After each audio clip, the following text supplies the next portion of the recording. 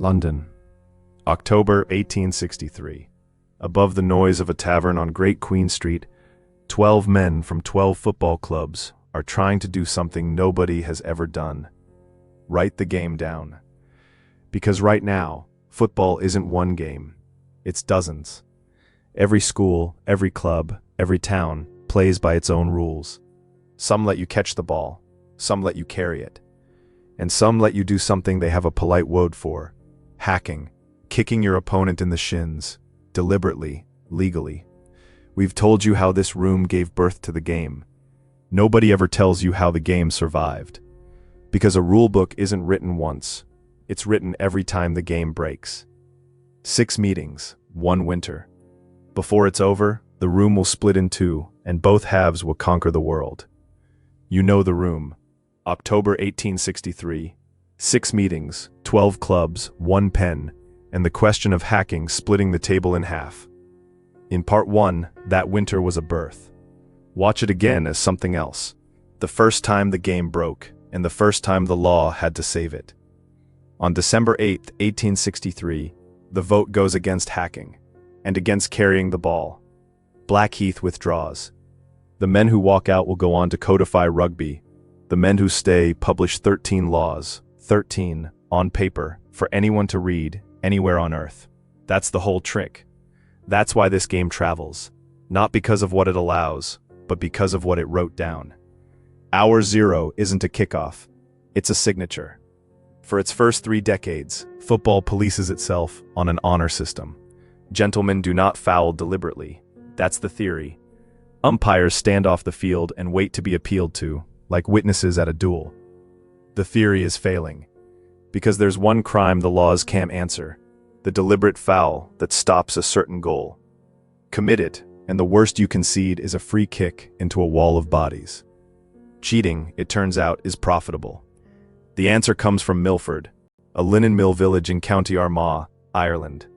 William McCrum is the mill owner's son and a goalkeeper.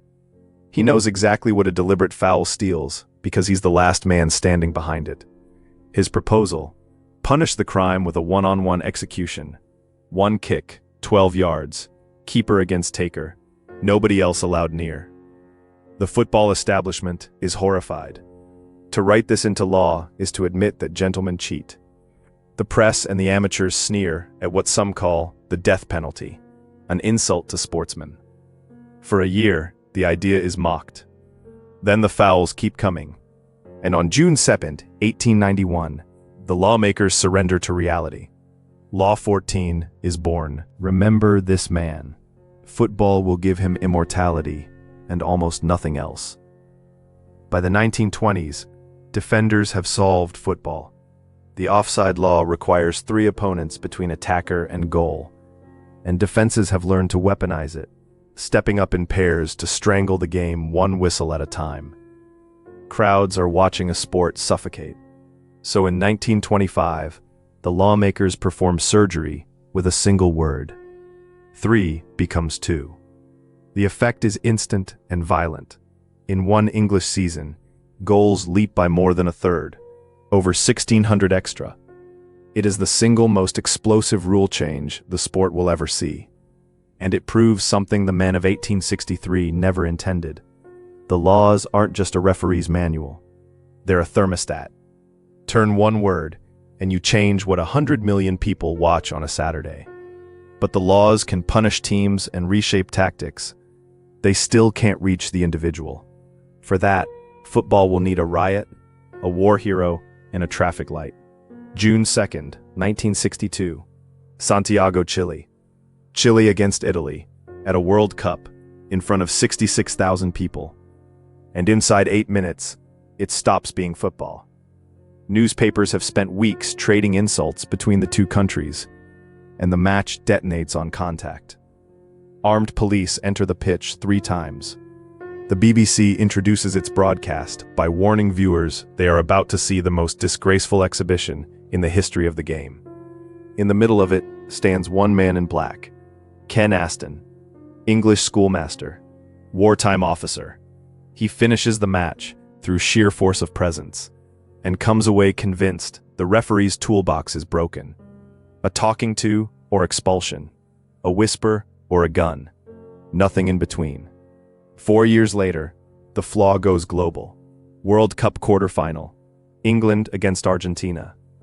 Argentina's captain, Antonio Ratin, is sent off by a German referee and refuses to leave, insisting he doesn't understand. It takes 8 minutes to get him off the pitch. Days later, English players learn from the newspapers that they'd been officially cautioned. In 3 languages, football has no way to say 2 simple things: be careful, and you're gone. Aston, now the man in charge of World Cup referees, drives home, turning the problem over. On Kensington High Street, he stops at a traffic light. Amber, take care. Red, stop, you're off. By his own account, the entire system arrives in that single suspended moment between signals. Mexico, 1970. Yellow and red cards debut at the World Cup. A language with no words at all. And here's the detail almost nobody knows. In that entire tournament, not one red card is shown. The deterrent is so clear, so universal, that for one World Cup, football simply behaves. Every card raised in every match on Earth, including this Sunday's World Cup final, is one man's memory of a red light in the rain. Violence forced the laws to change. So did injustice. In 1990, something duller nearly kills the game: time itself. The 1990 World Cup is the lowest scoring in history, barely 2 goals a match. The tournament's defining image isn't a strike or a save. It's a defender rolling the ball back to his goalkeeper, who picks it up, holds it, and lets the clock rot.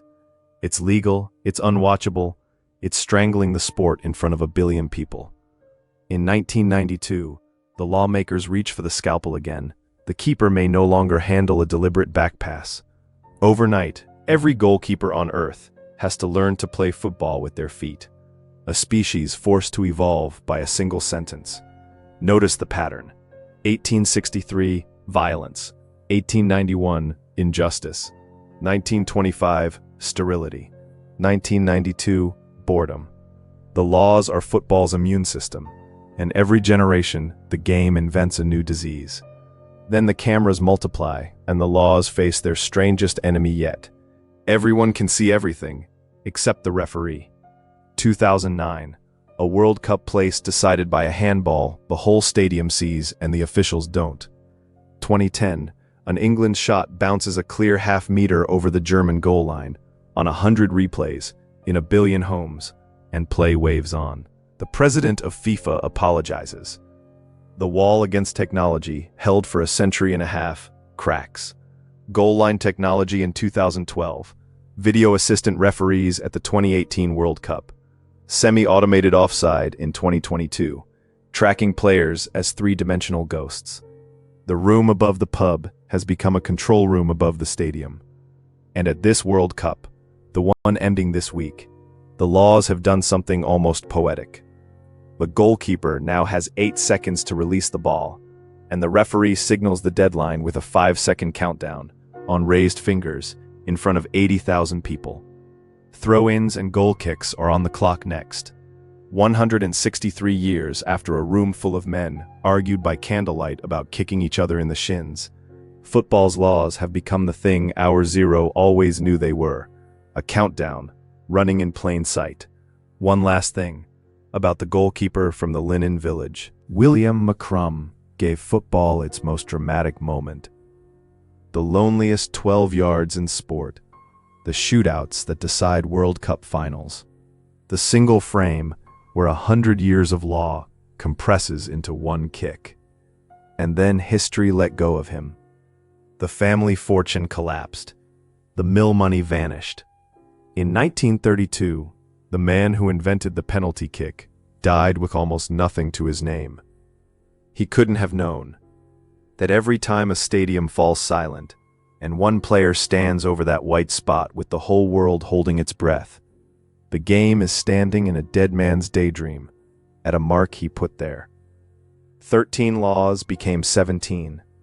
The game keeps breaking. The laws keep bringing it back to life.